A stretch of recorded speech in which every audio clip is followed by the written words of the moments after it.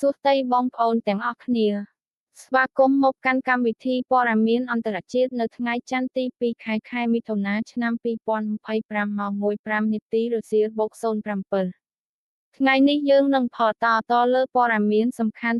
ៗនៅសហរដ្ឋអាមេរិកដែលជាប្រធានបទកតៅគគុកក្នុងពិភពលោក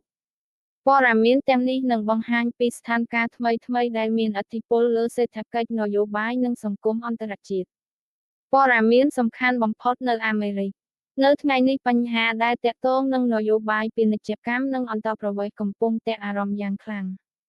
ការរដាក់ពន្ធនាំចូល Tariffs ដោយប្រធានាធិបតីថ្មីដែលបានបន្តនៅគោលនយោបាយពីសម័យមុនបានបង្កើតជម្លោះធំនៅក្នុងទីផ្សារអន្តរជាតិកាលពីចុងសប្តាហ៍មុនតុលាការពាណិជ្ជកម្មអន្តរជាតិនៃសហរដ្ឋអាមេរិកបានសម្រេចថាការរដាក់ពន្ធខ្លះៗគឺខុសច្បាប់ប៉ុន្តែតុលាការឧទ្ធរណ៍បានផ្អាកសេចក្តីសម្រេចនេះដើម្បីពិនិត្យបន្ថែមការផ្លាស់ប្តូរនេះបានប៉ះពាល់ដល់ប្រទេសដូចជាចិននិងសហភាពអឺរ៉ុបដែលកំពុងចរចាជាមួយអាមេរិកបញ្ហាអន្តរប្រវេសន៍និស្សិតជាងនេះរដ្ឋាភិបាលអាមេរិកកំពុងប្រឈមមុខនឹងបញ្ហាអន្តរប្រវេសន៍ជាពិសេសនៅក្នុងវិស័យអប់រំការប្រកាសថានឹងដកហូតវីសាអន្តរជាតិសម្រាប់និស្សិតចិនដែលមានទំនាក់ទំនងជាមួយគណបក្សកមមុនណសតចិនបានបង្កភាពច្របូកច្របល់ក្នុងសហគមន៍សិក្សាសាកលវិទ្យាល័យ Harvard ដែលជាមហាវិទ្យាល័យល្បីល្បាញមួយកំពុងជួបបញ្ហាផ្លាស់ប្តូរនយោបាយនេះដែលបានធ្វើឲ្យមានការកាត់បន្ថយនិស្សិតអន្តរជាតិតុលាការបានចាត់វិធានការផ្អាកការដកហូតនេះប៉ុន្តែស្ថានភាពនៅតែតានតឹងផលវិបាកសេដ្ឋកិច្ចការរដាក់ពន្ធបានប៉ះពាល់ដល់ឧស្សាហកម្មដែកនិងដែកក្រវ៉ាត់ដែលបច្ចុប្បន្នប្រធានាធិបតីបានប្រកាសបង្កើនពន្ធលើដែកនាំចូលពី 25% ទៅ 50%ការសម្រេចចិត្តនេះបានធ្វើឲ្យអ្នកវិភាគសេដ្ឋកិច្ចព្រួយបារម្ភថាតម្លៃទំនិញនឹងកើនឡើងនិងប៉ះពាល់ដល់អ្នកប្រើប្រាស់អាមេរិកាំងទន្ទឹមនឹងនេះការធ្លាក់ចុះនៃការធ្វើដំណើរអន្តរជាតិក៏បានប៉ះពាល់ដល់ឧស្សាហកម្មទេសចរណ៍ជាពិសេសពីប្រទេសកាណាដាការប៉ះពាល់លើអន្តរជាតិការរដាក់ពន្ធនាំចូលរបស់អាមេរិកបានបង្កឲ្យមានប្រតិកម្មខ្លាំងពីបណតាប្រទេសដៃគូពាណិជ្ជកម្មចិនបានឆ្លើយតបដោយការរដាក់ពន្ធលើទំនិញអាមេរិកដូចជាផលិតផលកសិកម្មនិងរថយន្តដែលបានប៉ះពាល់ដល់កសិករអាមេរិកាំងសហភាពអឺរ៉ុបក៏បានប្រកាសថានឹងដាក់ពន្ធលើផលិតផលអាមេរិកដូចជាម៉ូត Harley Davidson និងស្រាវីស្គីការប្រកួតប្រជែងពន្ធនេះបានធ្វើឲ្យអ្នកវិភាគជាច្រើនព្រួយបារម្ភថាសង្គ្រាមពាណិជ្ជកម្មអាចផ្ទុះឡើងដែលនឹងប៉ះពាល់ដល់សេដ្ឋកិច្ចពិភពលោកទាំងមូលបញ្ហាសន្តិសុខជាតិនៅក្នុងបញ្ហានិស្សិតអន្តរជាតិរដ្ឋាភិបាលអាមេរិកបានលើកឡើងថាការដកហូតវីសាសម្រាប់និស្សិតចិនជាផ្នែកនៃការការពារសន្តិសុខជាតិពួកគេបានអះអាងថានិស្សិតមួយចំនួនមានទំនាក់ទំនងជាមួយយោធាចិនដែលអាចបង្កគ្រោះថ្នាក់ដល់សន្តិសុខអាមេរិកប៉ុន្តែការសម្រេចចិត្តនេះត្រូវបានរិះគន់ដោយសាកលវិទ្យាល័យធំៗដូចជា MIT និង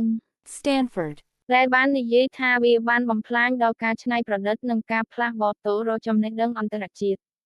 ទស្សនៈសង្គមក្នុងសង្គមអាមេរិកបញ្ហានេះបានបង្កឲ្យមានការបែកបាក់គំនិត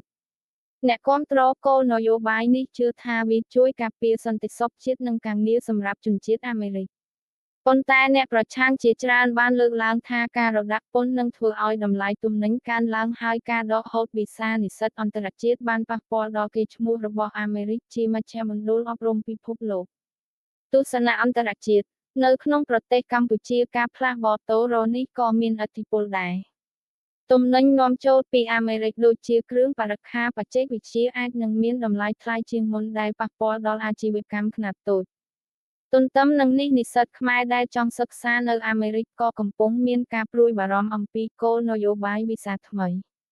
ប្រទេសថៃដែលជាដៃគូពាណិជ្ជកម្មជាមួយអាមេរិកក៏កំពុងរៀបចំចរចាដើម្បីកាត់បន្ថយផលប៉ះពាល់ពីពន្ធនេះការព្យាករណ៍សេដ្ឋកិច្ចអ្នកវិភាគសេដ្ឋកិច្ចបានព្យាករណ៍ថាប្រសិនបើពន្ធនៅតែបន្តអត្រាអ៊ីនហ្វ្លេស៊ីនៅអាមេរិកអាចកើនឡើងពី3ទៅ4%នៅដំណាច់ឆ្នាំ2025ដែលនឹងប៉ះពាល់ដល់វិស័យផលិតកម្មនិងលក់រាយឧស្សាហកម្មទេសចរណ៍ដែលធ្លាក់ចុះរួចមកអាចនឹងបាត់បង់ប្រាក់ចំណូលប្រមាណ$10,000 លាននៅឆ្នាំនេះដំណោះស្រាយដែលស្ថាប័នផតឡូសហគមន៍អន្តរជាតិកំពុងស្នើឲ្យមានការចរចាឡើងវិញដើម្បីជៀសវាងការបន្តជម្លោះពាណិជ្ជកម្ម នៅក្នុងសហរដ្ឋអាមេរិកសភាកំពុងពិភាក្សាអំពីច្បាប់ថ្មីដើម្បីសម្រួលដល់និស្សិតអន្តរជាតិនិងកាត់បន្ថយផលប៉ះពាល់សេដ្ឋកិច្ច ការវិភាគបន្ថែម ការផ្លាស់ប្តូរនៅអាមេរិកនេះបានបង្ហាញពីការបដដែលជាញោមចិត្តរបស់រដ្ឋាភិបាលក្នុងការការពារផលប្រយោជន៍ជាតិប៉ុន្តែវាក៏បានបង្កឲ្យមានការប៉ះពាល់ផ្ទៃធំផងដែរ ការដកហូតវីសាអាចនឹងបណ្តាលឲ្យសហរដ្ឋអាមេរិកបាត់បង់ភាពជាមធ្យោបាយនៃការច្នៃប្រឌិតខណៈការរដាក់ពន្ធអាចបង្កឲ្យមានការធ្លាក់ចុះនៃទំនាក់ទំនងជាមួយសម្ព័ន្ធមិត្ត នៅក្នុងរយៈពេលវែងនេះអាចផ្លាស់ប្តូរគំរូពាណិជ្ជកម្មសកលជាមួយនឹងប្រទេសអាស៊ីប៉ាស៊ីហ្វិកដូចជាវៀតណាមដែលទទួលបានផលប្រយោជន៍ជាមជ្ឈមណ្ឌលផលិតកម្មថ្មី សេចក្តីសន្និដ្ឋានព័ត៌មានទាំងនេះបង្ហាញពីការប្រែប្រួលធំនៅអាមេរិកដែលមានឥទ្ធិពលលើពិភពលោក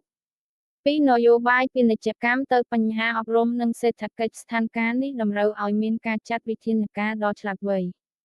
សូមតាមដានកម្មវិធីបន្តទៀតដើម្បីទទួលព័ត៌មានថ្មី ជម្រាបលា